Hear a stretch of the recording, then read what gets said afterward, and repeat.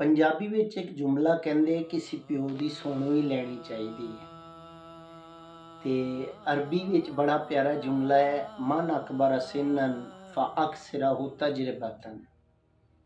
जो उम्र में तुझसे बड़ा है वो तजुर्बे में भी तुझसे बड़ा है, लिहाजा बड़ों की बात मान लेनी चाहिए। एक शिकारी दरिया के किनारे बैठा था, उसने कुंडी पर गोश्त लगाया और दरिया में फेंका। तो एक छोटी मछली भागती हुई आई, उसे गोश्त का टुकड़ा समझ के खाने लगी। तो एक बड़ी मछली ने उसे दूर से आवाज दी और मना कर दिया और कहा, बच्चे, ये जो तुम्हें गोश्त का टुकड़ा दिखाई दे रहा है, इसके अंदर एक कांटा लगा हुआ है।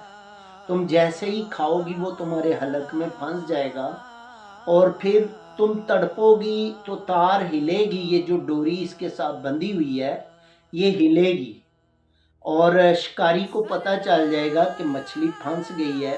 वो बड़ा खुश होगा और आहिस्ता आहिस्ता खींचते खींचते तुम्हें अपने तक ले जाएगा, फिर तुम्हें निकालेगा, निकाल के साफ करेगा, तुम्हारे टुकड़े करेगा और गरम खोलते हुए तेल में तुम्हें डालेगा, मिर्च मसाला लगाएगा और फिर 10-10 उंगलियों वाले इंसान 32-32 दांतों के साथ तुम्हें चबा कर खा जाएंगे। लिहाजा इस गोश्त के टुकड़े से दूर रहो। छोटी मछली ने बड़ी मछली के जाने के बाद अपने तौर पर रिसर्च की और फिर देखा यार, ना तो दरिया में कोई तेल है, ना ही कोई कढ़ाई है, ना ही कोई मिर्च मसाला है, ना ही कोई इंसान है। तो उसने बड़ी मछली को कहा कि बीमा, आप तो फरसुदा बातें करती हैं, मैंने पूरी रिसर्च कर ली है, मुझे तो कहीं ऐसा कुछ नहीं मिला।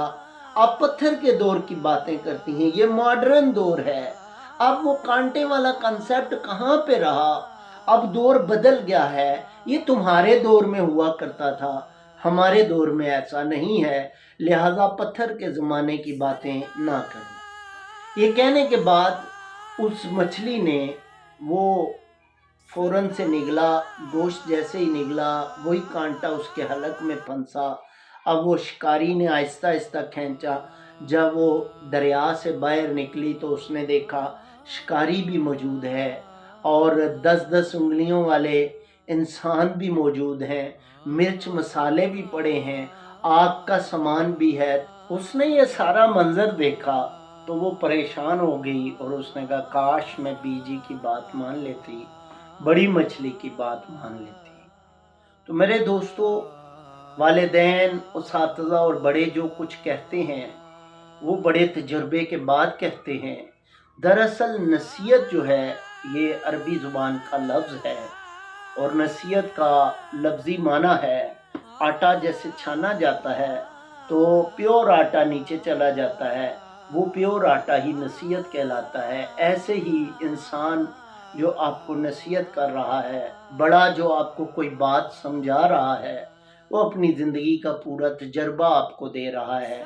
अगर इंसान नसीहत मानना शुरू करे तो वो गोया 72, 75 या 80, 100 साल की ज़िंदगी से आगे का सफ़र शुरू करता है, वगरना वही बात वो सीखने और जानने में अपनी ज़िंदगी ज़ाया कर देता है।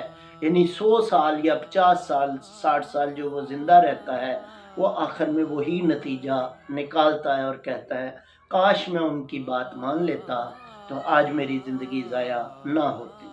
तो किसी की नसीहत मान लें तो पंजाबी में वही बात कि किसी प्यो दी मान लेनी चाहिए है, किसी की मान कर चलें तो ज़िंदगी और खूबसूरत हो जाए।